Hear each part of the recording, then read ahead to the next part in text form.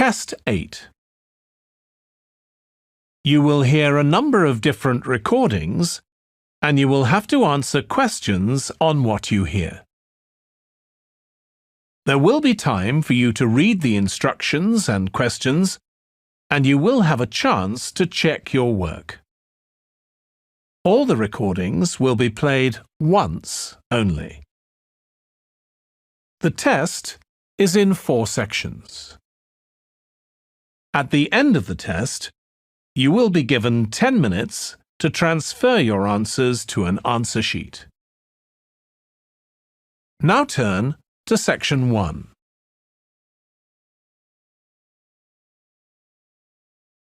Section 1. You will hear a telephone conversation between a woman who is looking for a job and a man from a company that organizes cycling holidays. First, you have some time to look at questions 1 to 6.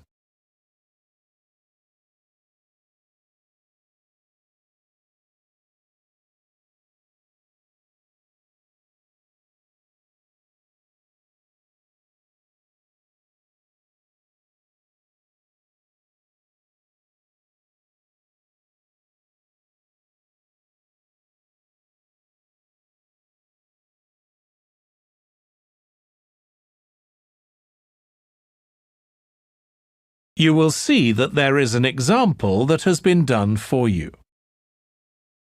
On this occasion only, the conversation relating to this will be played first. Hello, Pembroke Cycling Holidays. Bob speaking. Oh, hello. I've seen your advert for people to lead cycle trips. Are you the right person to speak to? Yes, I am. Could I have your name, please? It's Margaret Smith.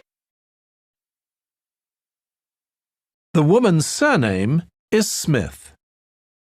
So Smith has been written in the space. Now we shall begin. You should answer the questions as you listen because you will not hear the recording a second time. Listen carefully and answer questions 1 to 6. Hello, Pembroke Cycling Holidays. Bob speaking. Oh, hello. I've seen your advert for people to lead cycle trips. Are you the right person to speak to? Yes, I am. Could I have your name, please? It's Margaret Smith. Are you looking for a permanent job, Margaret? No, temporary. I've got a permanent job starting in a few months' time, and I want to do something else until then. What work do you do? This will probably sound crazy. I used to be a lawyer, and then I made a complete career change, and I'm going to be a doctor. I've just finished my training. Right. And have you had any experience of leading cycle trips? Yes, I've led several bike tours in Africa. The trip to India that I had arranged to lead next month has now been cancelled. So when I saw you were advertising for tour leaders, I decided to apply. OK. Now, we normally have 2 or 3 leaders on a trip, depending on the size of the group. Some tours are for very experienced cyclists, but we've got a tour coming up soon in Spain, which is proving so popular we need an additional leader. It's a cycling holiday for families. Would that suit you? It certainly would. I enjoy working with children, and I probably need some more experience before I go on a really challenging trip. That tour includes several teenagers. Have you worked with that age group before? Yes, I'm a volunteer worker in a youth club where I help people to improve their cycling skills. Before that, I helped out in a cycling club where I taught beginners. Well, that's great. Now, the trip I mentioned is just for a fortnight, but there might be the possibility of leading other tours after that. Would that fit in with your plans? That'd be fine. I'll be free for 5 months.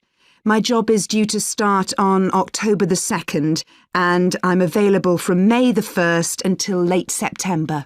Good. Now, is there anything I need to know about the food you eat? We usually have 1 or 2 people in the group who don't eat meat, or have some sort of food allergy, so we're always very careful about that.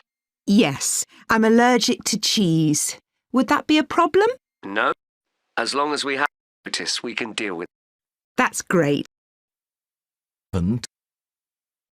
Before you hit the rest of the conversation, you have some time to look at questions 7 to 10.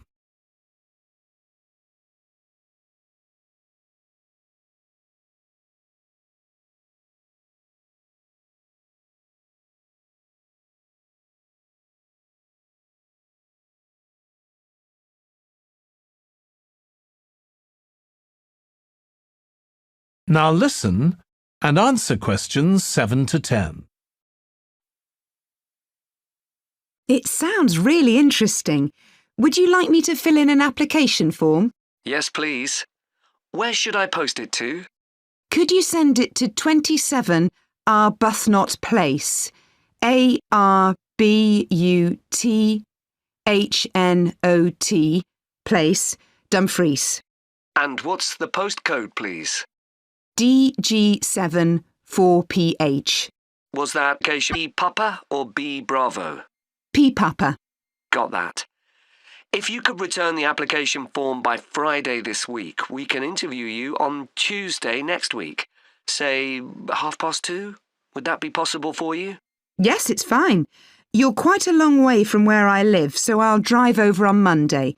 Should I bring anything to the interview?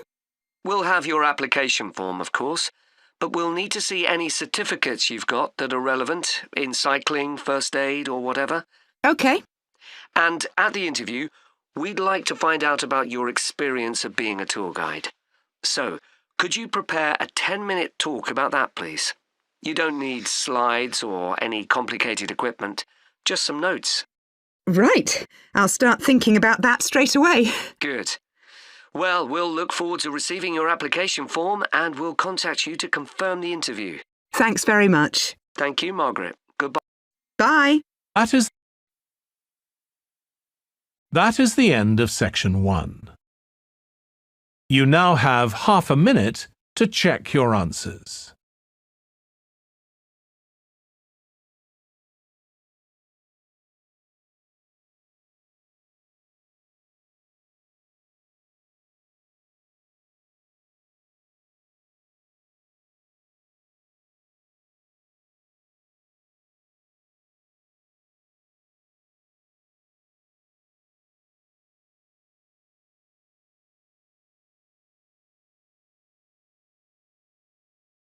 Now turn to section 2.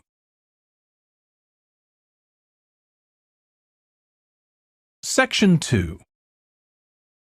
You will hear a podcast about an area called the Sheep Market in a New Zealand city. First, you have some time to look at questions 11 to 14.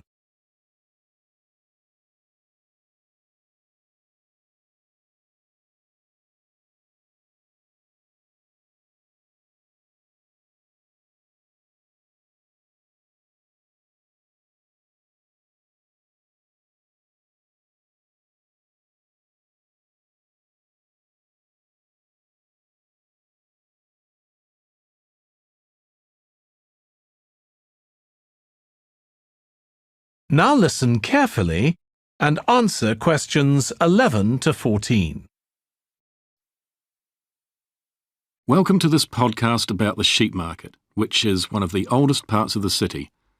As its recent suggests, there's who originally a market here, farmers brought their sheep, the small, but now it's been redefined into a buzzing, vibrant area of the city, which is also home to one of the city's fastest growing communities.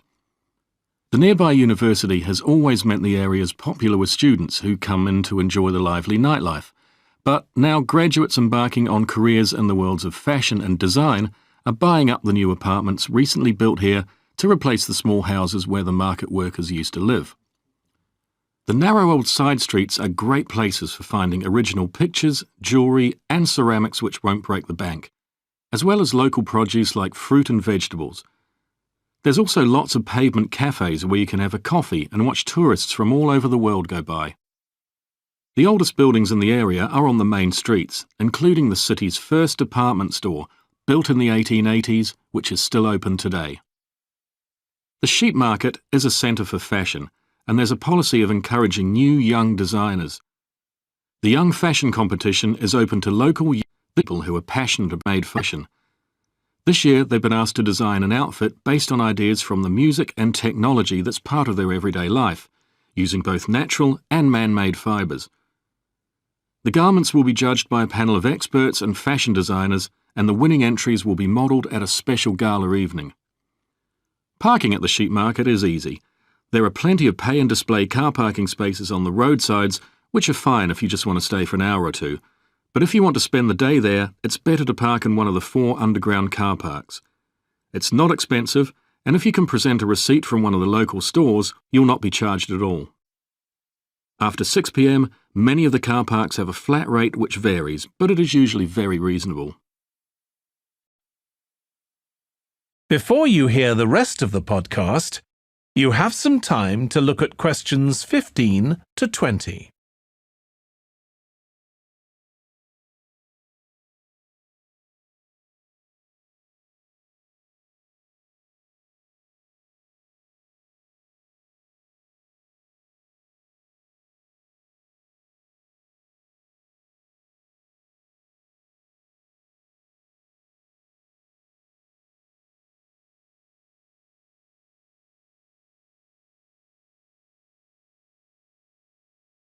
Now listen and answer questions 15 to 20.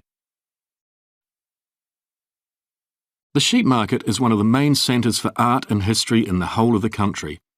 If you look at our map, you'll see some of the main attractions there. Most visitors start from Crawley Road at the bottom of the map. The Reynolds House is one of the oldest houses in the city and is open to the public.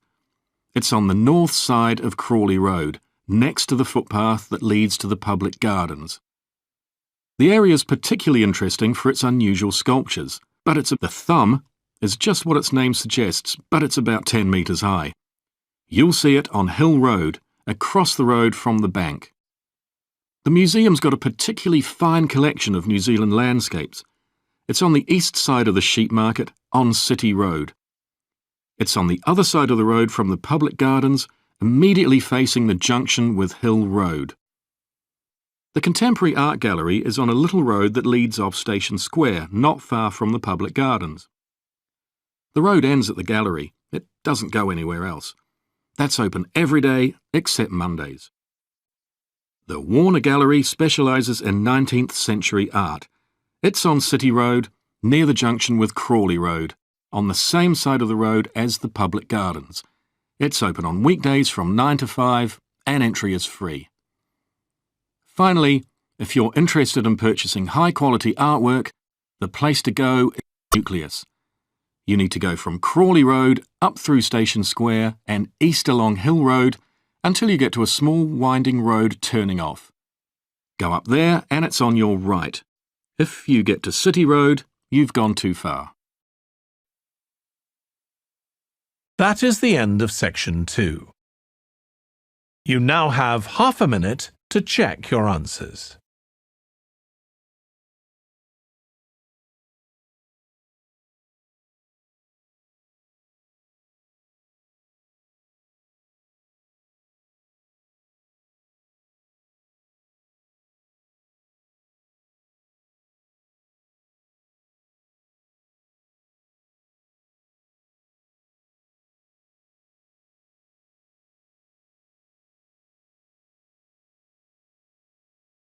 Now turn to section 3.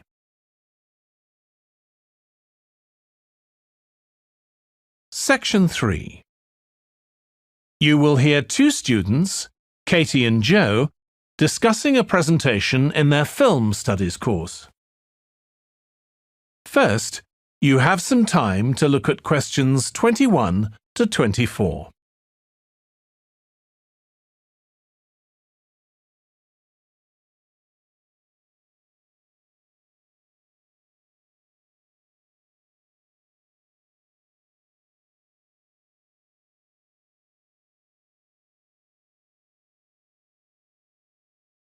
Now listen carefully and answer questions 21 to 24. Joe, You know I'm giving a presentation in our film studies class next week? Yes. Well, could we discuss it? I could do with getting someone else's opinion. Of course, Katie. What are you going to talk about? It's about film adaptations of Shakespeare's plays. I've got very interested in all the different approaches that film directors take. Uh-huh.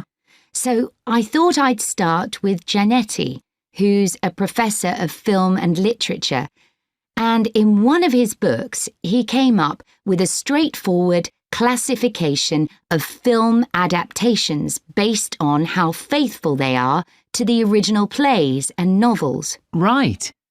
I've already made some notes on that, so I just need to sort those out before the presentation. I thought that next I'd ask the class to come up with the worst examples of Shakespeare adaptations that they've seen, and to say why. That should be more fun than having their favourite versions. Yes, I can certainly think of a couple. Right. Next, I want to talk about Rachel Malco. I came across something on the internet about her work on film adaptations, and I was thinking of showing some film clips to illustrate her ideas. Will you have enough time, though, both to prepare and during the presentation? After all, I doubt if you'll be able to find all the clips you want. Perhaps you're right.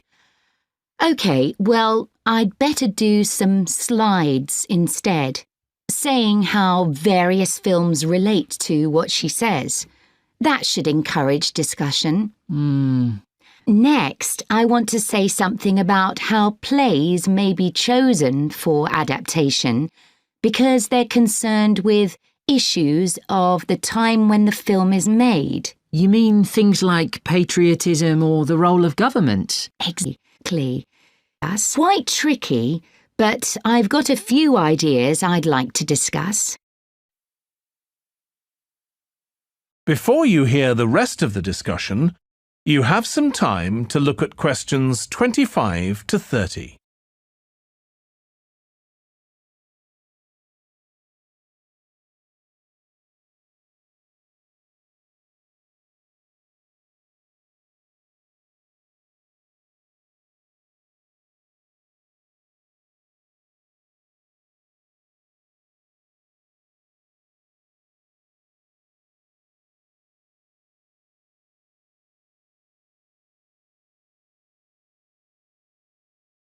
Now listen and answer questions 25 to 30.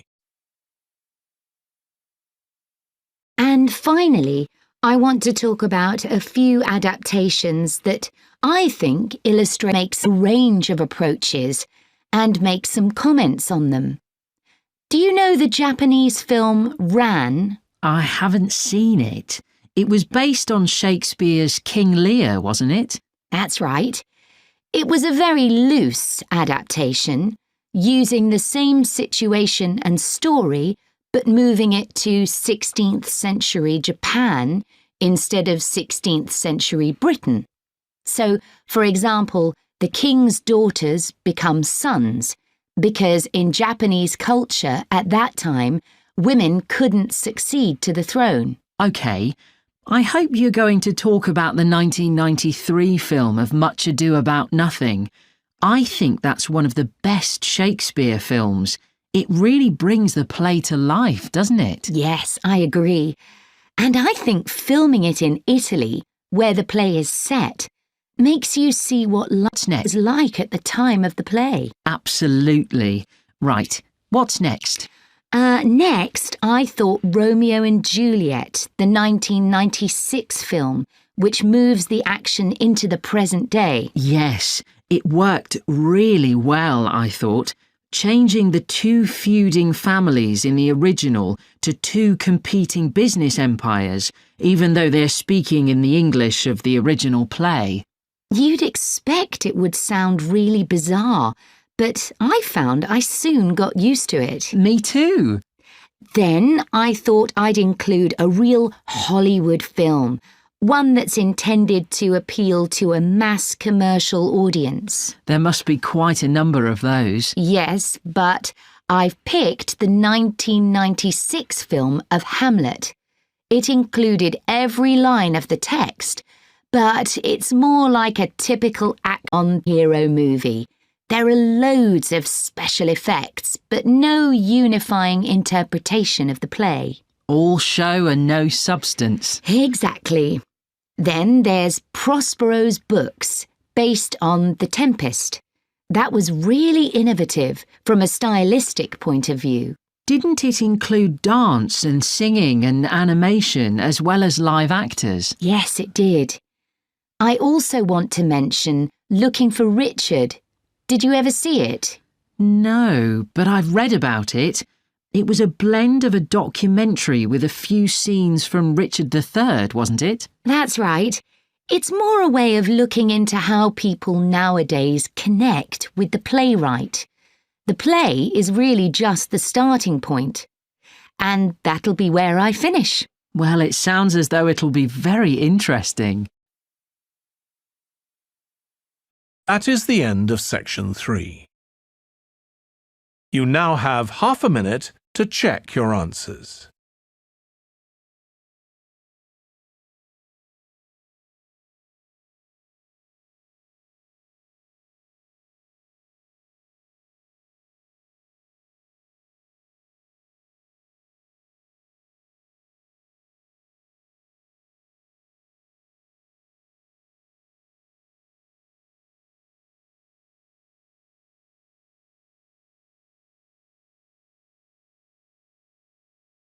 Now turn to section 4.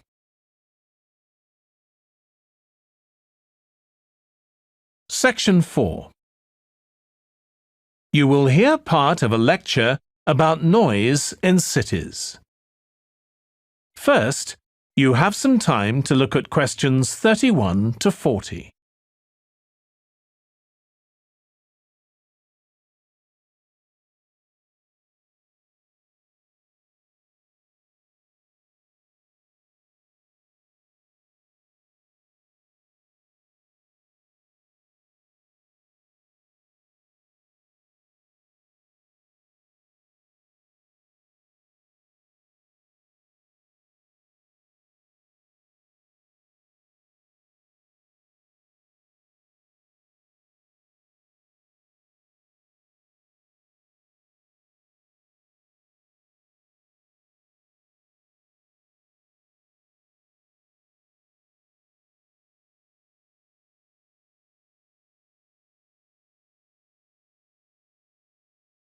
Now listen carefully and answer questions 31 to 40.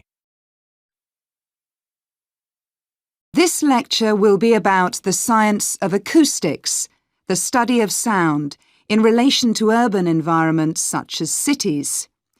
As an acoustic engineer myself, I think this is an area where we're likely to see great changes. In the past, researching urban soundscapes was simple. We measured levels of sound in decibels, so I used to take my sound meter and I measured the noise somewhere, and then I might ask a sample of people to say at what level the sound became annoying. With data like this, acoustic engineers have been able to build up what we call noise maps, maps of the sound environment. But actually, these aren't a lot of use. What they do show is that the highest noise levels are generally on roads. Well, that's not really very surprising. But there's quite a lot going on that these maps don't show, because they can't capture the complex way that sound varies over time. So they ignore important issues such as the noise someone might hear from the open windows or gardens of their neighbours. And this sort of noise can be quite significant in summer. We don't have any databases on this sort of information.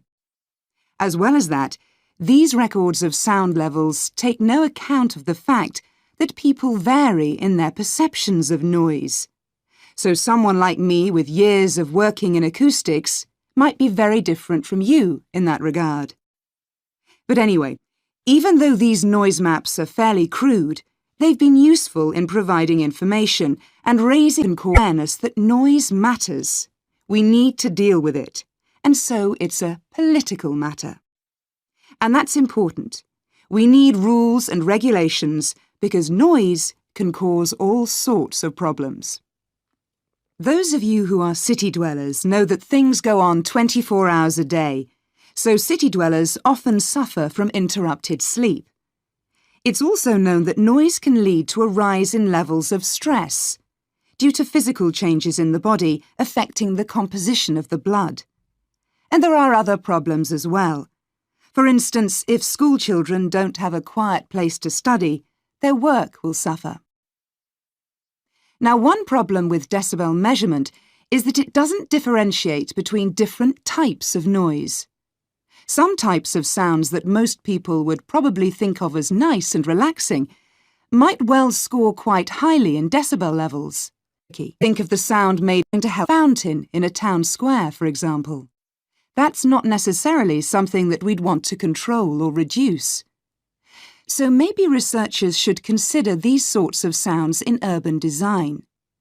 This is going to be tricky, because just measuring decibel levels isn't going to help us here. Instead, many researchers are using social science techniques, studying people's emotional response to sound by using questionnaires and so on.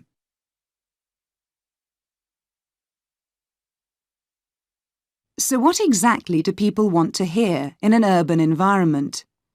Some recent interdisciplinary research has come out with results that at first sight seem contradictory. A city needs to have a sense of activity, so it needs to be lively, with sounds like the clack of high heels on a pavement or the hiss of a coffee machine. But these mustn't be too intrusive. At the same time, we need to be able to relax. One of the major problems in achieving this will be getting architects and town planners to use the research. Apart from studying the basics of acoustics, these people receive very little training in this area. But in fact, they should be regarding sound as an opportunity to add to the experience of urban living, whereas at present, they tend to see it as something to be avoided or reduced as far as possible, or something that's just a job for engineers, like the street drainage system. What's needed is for noise in cities to be regarded as an aesthetic quality, as something that has the qualities of an art form. If we acknowledge this, then we urgently need to know what governs it and how designers can work with it. We need to develop a complex understanding of many factors. What is the relationship between sound and culture? What can we learn from disciplines such as psychology about the way that sound interacts with human development and social relationships, and the way that sound affects our thoughts and feelings? Can we learn anything from physics about the nature of sound itself? Today's powerful technologies can also help us. To show us their ideas and help us to imagine the effect their buildings will have, architects and town planners already use virtual reality, but these programs are silent. In the future, such programs could use realistic sounds, meaning that soundscapes could be explored before being built. So hopefully, using the best technology we can lay our hands on, the city of the future will be a pleasure to the ears as well as the eyes. That is the end of section 4. You now have half a minute to check your answers.